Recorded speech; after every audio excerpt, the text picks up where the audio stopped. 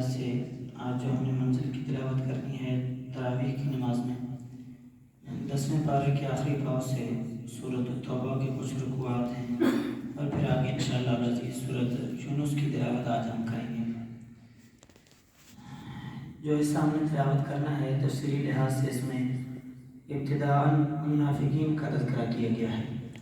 قرآن مقدس میں اکثر جو خطاب کیا گیا ہے پورے قرآن پاک میں 4 طرح کی قوموں سے کیا گیا۔ یہود و نصارہ ہیں، مشرکین مکہ ہے، مسلمان ہیں اور اسی طرح منافق۔ یہ 4 طبقے ہیں جنہیں اکثر قرآن خطاب کرتا ہے۔ یہاں پر ان کی کچھ علامات کا تذکرہ کیا گیا ہے۔ فرمایا المنافقون والمنافقات بعضهم من بعض یأمرون بالمنکر۔ منافق بندہ ہمیشہ برائی کا حکم دیتا ہے، برے کاموں کا حکم دیتا ہے، وَيَنْهَوْنَ عَنِ الْمَعْرُوفِ اور نیکی سے روکتا ہے۔ یہ منافق کی علامت ہوتی ہے۔ اور اسی طرح آگے پھر اللہ پاک نے ان کی سزا کا ذکر کیا کہ الکفار نار جہنم خالدین فیہا ابدا۔ کفار بھی منافقین بھی یہ جہنم کی آگ میں جلیں گے اور ہمیشہ کے لیے جلیں گے، کوئی بچاؤ کا ذریعہ نہیں ہوگا۔ ان کے مقابلے میں اللہ پاک نے مومنوں کا ذکر کیا کہ مومن وہ ہوتے ہیں یأمرون بالمعروف، جو نیکی کا حکم دیتے ہیں، برائی سے روکتے ہیں، نمازیں پڑھتے ہیں، اسی طریقے سے اللہ اور اللہ کے رسول صلی اللہ علیہ وسلم کی اطاعت کرتے ہیں۔ ان کی بدلہ ان کی جزا جو ہے وہ کیا ہے؟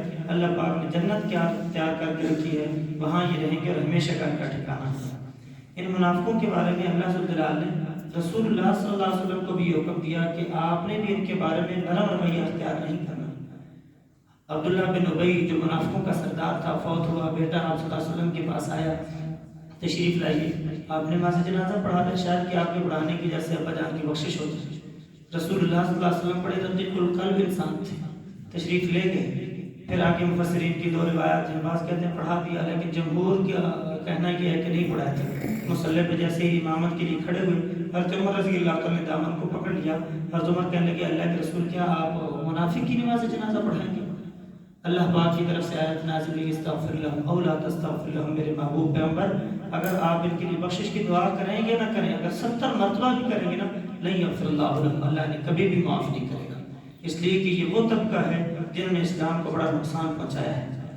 پھر اس کے بعد اگر دیکھا جائے تو منافقین جو ہیں یہ زبان کے بڑے میٹھے ہوتے تھے، بڑے چاپلوس۔ آپ علیہ السلام کے پاس تشریف لائے، حضرت تشریف لائیے، ہم نے مسجد تعمیر کی ہے، آپ ابتدائی طور پر پہلے آپ اس میں نفل نماز پڑھا دیں، بڑی برکت ہوگی، آپ تشریف لائیں، مسجد کا افتتاح کروانا ہے آپ سے۔ آپ صلی اللہ علیہ وسلم کو اللہ پاک نے بذریعہ وحی بتا دیا یہ مسجد نہیں بنی، یہ مسلمانوں کے خلاف استعمال ہونے کے لیے ایک بیٹھک بنی ہے، ایک بیٹھک بنی ہے جہاں مسلمانوں کے خلاف مشورے ہوں گے۔ اللہ کے حکم سے رسول اللہ صلی اللہ علیہ وسلم نے اسے جلا دیا۔ اس کا ذکر 11ویں سپارے جو آج ہم نے تلاوت کرنی ہے اس کی ابتدا میں 3 رکوع میں آتے ہیں، 2 رکوع میں مسجد ضرار کے نام سے اللہ پاک نے اسے ختم کروا دیا کہ مسجد نہیں ہے، یہ بیٹھک ہے۔ پھر اسی 11ویں پارے کی ابتدا میں غزوہ تبوک کا ذکر ہے۔ کچھ منافق تھے جو غزوے میں شریک نہیں ہو سکے، آپ صلی اللہ علیہ وسلم کے حکم کے باوجود وہ نہیں گئے۔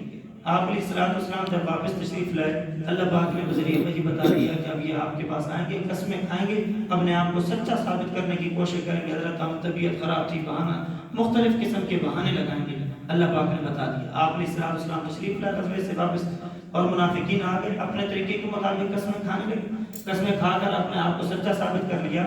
آپ اسلام جانتے تھے کہ جھوٹی قسمیں کھا رہے ہیں، لیکن آپ اسلام نے محبت اور شرافت کی وجہ سے عذر کو قبول کر لیا، ٹھیک ہے جاؤ۔ اور اسی غزوے میں 3 مسلمان بھی، حضرت کعب بن مالک، حضرت مرارہ بن ربیع، ہلال بن امیہ، اور یہ بڑے جلیل القدر صحابہ تھے، یہ بھی شریک نہیں ہو سکی۔ آپ صلی اللہ علیہ وسلم جس وقت واپس تشریف لائے، سارے وہ منافق آ رہے ہیں اور اپنے اپنے بہانے پیش کر رہے ہیں، لیکن انہوں نے کوئی بہانہ پیش نہیں کیا، سچ آ کر بتا دیا اللہ کے رسول سستی ہو گئی ہے، سواریہ ہمارے پاس عمدہ تھی، بس یہی سوچا کہ ضرور مل جائیں گے، لیکن سستی ہو گئی، شریک نہیں ہو سکتی۔ اللہ کی طرف سے حکم آ گیا کہ ان کے ساتھ کوئی بھی کلام نہیں کرے، 50 دن تک یہ بائی کاٹ رہا، ان 3 صحابہ کے ساتھ کلام نہیں کیا گیا۔ پھر تفصیلی واقعہ ہے، اللہ پاک نے توبہ قبول کی اور اس کے بعد ان کے ساتھ کلام شروع ہوا۔ رات فرماتے ہیں کہ ہمارے لیے عید کی خوشی اتنی خوشی نہیں ہوا کرتی تھی، کوئی گھر کے اندر کوئی خوشی کا واقعہ تھا اتنا بڑا نہیں ہوتا تھا جتنا کہ خوشی کا دن ہمارے لیے وہ تھا کہ جس دن رسول اللہ صلی اللہ علیہ وسلم نے ہمارے ساتھ راضی ہونے کا اعلان کیا کہ اللہ کی طرف سے حکم آ گیا، وہ ہمارے لیے بہت بڑا خوشی کا دن۔ بل اس کا تذکرہ یہاں پر کیا گیا قال ثلاثة الذين خلفوا حتى إذا ضاقت عليهم الأرض۔ اس کے بعد پھر اللہ ذوالجلال نے سورۃ یونس کے اندر یہ ارشاد فرمایا. سورۃ یونس کے مکی صورت ہے، اور مکی صورت میں نے بتایا تھا ہجرت سے پہلے کا زمانہ ہے. اس میں زیادہ تر عقائد کا تذکرہ ہوتا ہے، توحید کا، رسالت کا، آخرت کا، دیگر عقائد کا ذکر اس میں ہوتا ہے. یہ مکی صورت ہے اور اس کی کل 109 آیات ہیں، 11 رکوعات ہیں اس صورت کے اندر. اس کے اندر اللہ ذوالجلال نے یہ ہمیں حکم دیا ہے کہ انسان کی ایک یوں سمجھیے کہ کم فہمی کا ذکر کیا ہے کہ انسان کے اوپر جس وقت تکالیف آتی ہے، پریشانیاں آتی ہیں، غمیاں آتی ہیں، پھر تعلق اللہ کے ساتھ مضبوط کر لیتا ہے. کوئی پریشانی آئی، لمبی لمبی چوڑی دعائیں اس نے شروع کر دی، اللہ سے معافی مانگنی، دعائیں کرنا شروع کر دی. لیکن جس وقت اللہ نے اس پریشانی کو ختم کر دیا تو پھر غیروں کے در پہ جانے لگ گیا. حالانکہ ہونا یہ چاہیے کہ خوشی کے لمحات آئیں یا غمی کے لمحات آئیں، انسان کا تعلق اللہ کی ذات کے ساتھ، ہر لحاظ سے اللہ کی ذات کے ساتھ تعلق ہونا چاہیے. لیکن جب دکھ تکالیف آتی ہیں تو پھر اللہ کے ساتھ تعلق کو مضبوط کر لیتے ہیں، اور جب خوشی کے لمحات آتے ہیں تو پھر اللہ کو چھوڑ کر پھر غیروں کے در پہ جا کر ٹھوکریں کھانے لگ جاتے ہیں. اللہ پاک نے اس کا تذکرہ کیا. پھر آگے چل کے اللہ ذوالجلال نے یہ بتایا کہ یہ کتاب جو میں نے کتاب ہدایت تمہارے لیے نازل کی ہے، یہ صرف تلاوت کے لیے نہیں بلکہ دلوں کی بیماریوں کے لیے شفا ہے. دل بیمار ہو جاتے ہیں، روحانی بیماریاں لگ جاتی ہیں، اور ان کی شفا اللہ پاک نے اس قرآن مقدس کی صورت میں نازل کی ہے. ہم جسمانی بیماری لگتی ہے، ڈاکٹر کے پاس جاتے ہیں، بتا دیتا ہے یہ کام آپ نے کرنا ہے، یہ نہیں کرنا ہے، یہ دوا استعمال کرنی ہے، یہ چیزیں آپ نے استعمال نہیں کرنی، کرنا بیماری بڑھ سکتی ہے.